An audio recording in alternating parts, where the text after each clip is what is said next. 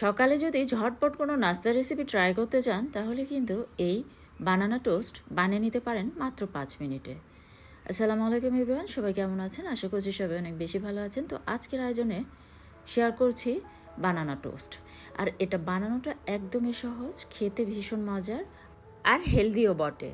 তো এরকম সহজ নাস্তার রেসিপিগুলি পেতে চ্যানেলটি সাবস্ক্রাইব করে সাথে থাকুন আর ভিডিওতে একটা লাইক দিতে ভুলবেন না। আর অবশ্যই পরিবার পরিজনদের মাঝে ভিডিওটি বেশি বেশি শেয়ার করে দেবেন আর কমেন্ট বক্সে কমেন্ট করে জানাবেন। তো প্রথমেই লাগছে ব্রেড। আমি 3 পিস স্লাইস ব্রেড নিয়েছি। আর লাগছে কলা। তো আমি 2টি কলা নিয়েছি আর এই কলা দুটিকে ঝুলে নিয়ে এখন আমি লম্বাটে শেপ দিয়ে কেটে নিচ্ছি। আপনারা চাইলে রাউন্ড শেপ দিয়েও কেটে নিতে পারেন, তবে একদম পাতলা করে কিন্তু কেটে নিতে হবে। আর এই বানানা টোস্টের রেসিপি কিন্তু আপনারা অনেক বেশি পছন্দ করেছিলেন। রিসেন্ট শেয়ার করেছি আমার ইউটিউব চ্যানেল এবং ফেসবুক পেজে।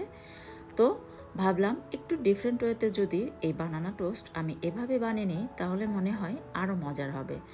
তো এটা কিন্তু আমার কাছে বেস্ট লেগেছে, কারণ এটার উপরের সাইডটা একদমই ক্রিস্পি। তো প্রথমে ভাবলাম 3 লেয়ার বিশিষ্ট করে এভাবে বানিয়ে নেব। তো পরে আবার ভাবলাম দেখি 4 লেয়ার করে এভাবে বানিয়ে নিলে মনে হয় আরও সুন্দর লাগবে। তো তাই আমি 4 লেয়ার বিশিষ্ট এভাবে ব্রেডগুলিকে আমি বানানা দিয়ে সাজিয়ে নিয়েছি।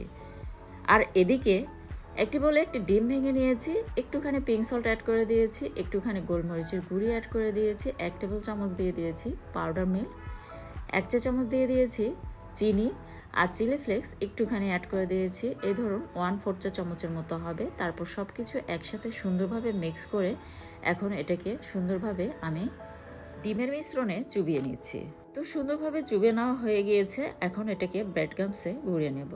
আর আপনাদের হাতে কাছে যদি ব্রেড গামস না থাকে তাহলে টোস্ট বিস্কিটের গুঁড়িতেও কিন্তু আপনারা এভাবে গুঁড়িয়ে নিতে পারেন। জাস্ট টোস্ট বিস্কিটটাকে সুন্দরভাবে গুঁড়ো করে নেবেন, তারপর উপরের সাইডটা এভাবে টোস্ট বিস্কিটের গুঁড়িতে গুঁড়িয়ে নেবেন। তো সুন্দরভাবে আমি কিন্তু ব্রেডটাকে গড়িয়ে নিয়েছি যাতে কোনো অংশ ফাঁকা না থাকে। আর এদিকে চুলে একটা প্যান বসিয়ে দিয়েছি, 1 টেবিল চামচের মতো বাটার দিয়ে বাটারটাকে মেল্ট করে নিলাম। তারপর আমি এখন পাউরুটিটাকে সুন্দরভাবে ভেজে নিচ্ছি। আর চুলার পাওয়ারটা একদম মিডিয়াম টু লো পাওয়ারে রেখে কিন্তু এটাকে ভেজে নিতে হবে। কোনো অবস্থাতেই চুলার পাওয়ারটা বাড়ানো যাবে না, তাহলে কিন্তু উপরের সাইডটা একদম পুড়ে যাবে। আমি বাটার দিয়ে ভেজে নিয়েছি, আপনারা চাইলে ঘি কিংবা অলিভ অয়েল তেল দিয়েও কিন্তু ভেজে নিতে পারেন, আবার চাইলে সয়াবিন তেল দিয়েও ভেজে নিতে পারেন, তবে বাটার বেস্ট। তো এটাকে কিন্তু 4-5টা সুন্দরভাবে এপাশ ওপাশ করে ভালোভাবে ভেজে নিতে হবে। তো অলরেডি আমার কিন্তু ভেজে নেওয়া হয়ে গিয়েছে। তো আমি এখন তুলে নিচ্ছি আর এটার ভেতরের সাইডটা কেমন হয়েছে তা কেটে আমি দেখিয়ে দিচ্ছি। আর এই ব্রেড টোস্টটা কিন্তু একদম ভেতরের সাইডটা দেখতে কেকের মতো। আমি কেটে দেখিয়ে দিচ্ছি কতটা সুন্দর লাগছে ভেতরের সাইডটা। আর বাচ্চারা কিন্তু অনেক মজা করে খাবে, এভাবে একবার বানিয়ে দেখবেন। আর একই খাবার কিন্তু বাচ্চারা খেতে খেতে আর খেতে চায় না। তো একটু ইউনিক পদ্ধতিতে আপনারা কিন্তু এভাবে ট্রাই করতে পারেন। তো দেখতে পাচ্ছেন কতটা সুন্দর লাগছে ভিতরের সাইডটা। তো বাচ্চাদের টিফিনে কিন্তু আপনারা একটু ছোট ছোট সাইজ করে কেটে দিতে পারেন, যেটা কিনা আমি করেছি। আর এভাবে একটি বানিয়ে নিলে কিন্তু 2 থেকে 3 জন ইজিলি আপনারা সার্ভ করতে পারবেন। আবার পরিবারের সদস্যের উপর ডিপেন্ড করে কিন্তু আপনারা এটা 2টা কিংবা 3টা বানিয়ে নিলে কিন্তু পরিবারের সদস্যরা সবাই সুন্দরভাবে সার্ভ করতে পারবে। আবার চাইলে অতিথি আপ্যায়নে কিন্তু এভাবে বানিয়ে নিতে পারেন। তো আমি মাঝখান বরাবর এভাবে আবারও কেটে নিচ্ছি একটু ছোট সাইজ করে, কারণ বাচ্চারা কিন্তু এত বড় পিস খেতে পারবে না। তো একটু ছোট সাইজ করে নিয়েছি বাচ্চাদের টিফিনের জন্য।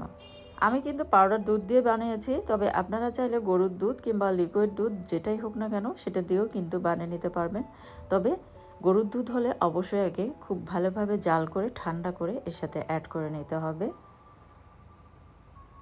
তো দেখলেন তো কত সহজে, কত সুন্দর এবং কত ইউনিক এবং কত মজাদার একটি রেসিপি বানিয়ে নেওয়া যায় মাত্র 5 মিনিটে। তো সকালে কিংবা বিকেলের নাস্তা কিংবা বাচ্চাদের টিফিনের জন্য যারা ঝটপট কোনো কিছু বানিয়ে নিতে চাচ্ছেন তারা কিন্তু এই নাস্তাটি খুব সহজে বানিয়ে নিতে পারেন। এছাড়াও কিন্তু আমার ইউটিউব চ্যানেল এবং ফেসবুক পেজে এই ধরনের আরও নাস্তার রেসিপি আছে, চাইলে সেগুলিও ট্রাই করতে পারেন। তো পরবর্তী রেসিপি দেখার আমন্ত্রণ জানিয়ে আজকের মতো এখানে বিদায় নিচ্ছি। ধন্যবাদ সবাইকে।